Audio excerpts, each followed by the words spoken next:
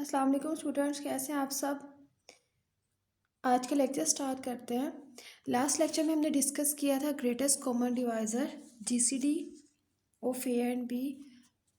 आज हम डिस्कस करेंगे common multiple and least common multiple. Common multiple आपके पास क्या है? An integer C is said to be a common multiple of two non zero integers A and B whenever A divide C and B divide C. आपके पास क्या है? सी कोई भी एक इंटीजर है, वो आपके पास कॉमन मल्टीपल होगा two non zero integers A and B का when A divide C and B divide C. A भी सी को डिवाइड करेगा और बी भी सी को डिवाइड करेगा। ठीक है। अब अगर आपके पास ज़ीरो जो है वो कोई कॉमन मल्टीपल है ए और बी का, तो इसका मतलब ये है कि A divide zero and B divide zero. और इसको हम कैसे रिप्रेजेंट करते हैं? Zero is equal to A into zero and zero is equal to B into zero. ठीक है, डिविजिबिलिटी की डेफिनेशन के अकॉर्डिंग। नेक्स्ट आपके पास आ जाता है लीस्ट कॉमन मल्टीपल।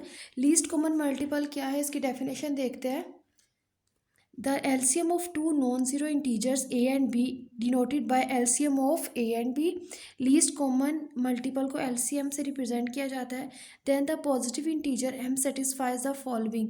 आपके पास कब होगा वो LCM?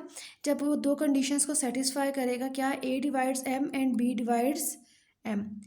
If a divides c and b divides c with c is greater equal to 0, then m is less equal to c।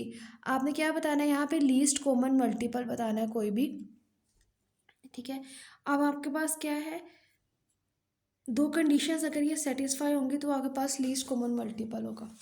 ठीक, एग्जांपल देखते हैं इसकी लीस्ट कॉमन मल्टीपल की। LCM of -12 and 30। हमने इसका ग्रेटेस्ट कॉमन डिवाइज़र भी check किया है, -12 और 30 का। अब आपके पास क्या है? Least common multiple. सबसे पहले क्या करेंगे? इसका LCM लेंगे। LCM लेने के लिए हम क्या मेथड यूज़ करते हैं? यही 12 और 30 का LCM लेना है। 2 पे हम डिवाइड करेंगे। 2 6 12, 2 1 ज़ा 2, 2 5 ज़ा 10, 15 आ जाएगा। 3 3 2 ज़ा 6, 3 5 ज़ा 15। 2 लेंगे, 2 1 ज़ा 2, 5 एज इट इज़, और 5 1 ज़ा 5, 5 2 ज़ा 10, 10 3 ज़ा 30, 30 2 ज़ा 60। तो इसका जो आपके पास LCM आएगा वो 60 के इक्वल आता है। Positive common multiple of -12 and 30। 12 के और 30 के हमने कॉमन मल्टीपल देखने हैं, तो आपके पास क्या आएंगे? 60। 60 आपके पास क्या? 30 का मल्टीपल।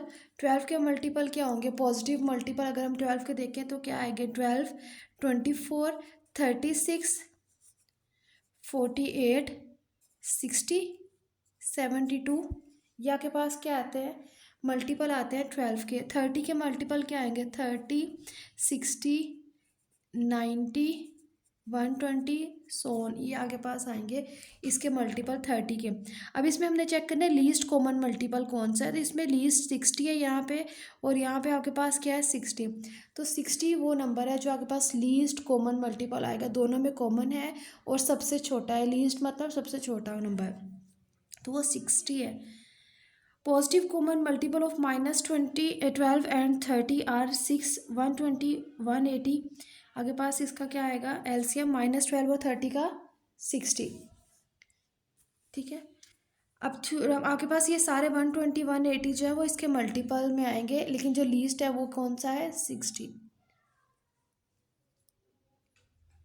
नेक्स्ट थ्योरम है आपके पास। The positive integer A and B GCD of A B into LCM of A B is equal to, आपके पास क्या आता है? ए और बी के। ये थ्योरम प्रूव करते हैं। हमने प्रूव करना है कि ए और बी दो पॉजिटिव इंटीजर हैं। GCD ऑफ ए बी और LCM ऑफ ए बी अगर हम मल्टीप्लाई करवाते हैं तो आपके पास ए और बी आता है। Let D is equal to GCD of A B. GCD को हम ए डी से रिप्रेजेंट करते हैं according to definition. D divides A and D divides B. Then there exist integer r and s such that a is equal to dr and b is equal to ds। d a को divide करता है, d b को divide करता है, then a is equal to dr and b is equal to ds। इसको equation number 1 और इसको equation number 2 का नाम देंगे।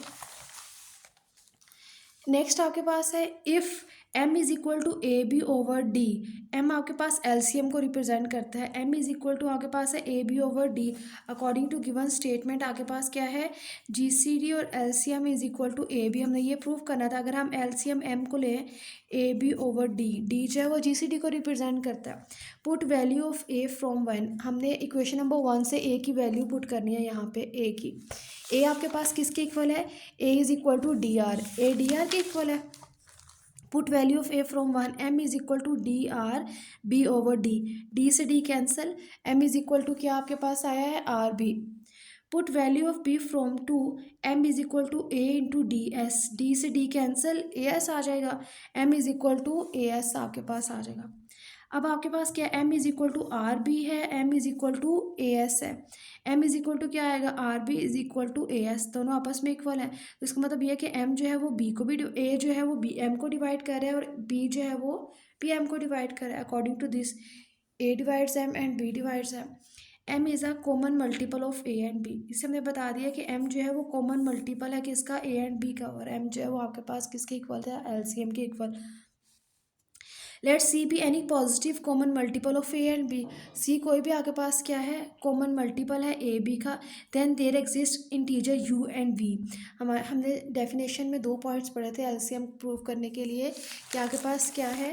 पहले हमने बताना है कि A divides M and B divides M. Next हमारे पास क्या होना चाहिए, ए सी को डिवाइड करता है, बी सी को डिवाइड करता है, और एम जो है वो लेस इक्वल होता है किससे, सी से।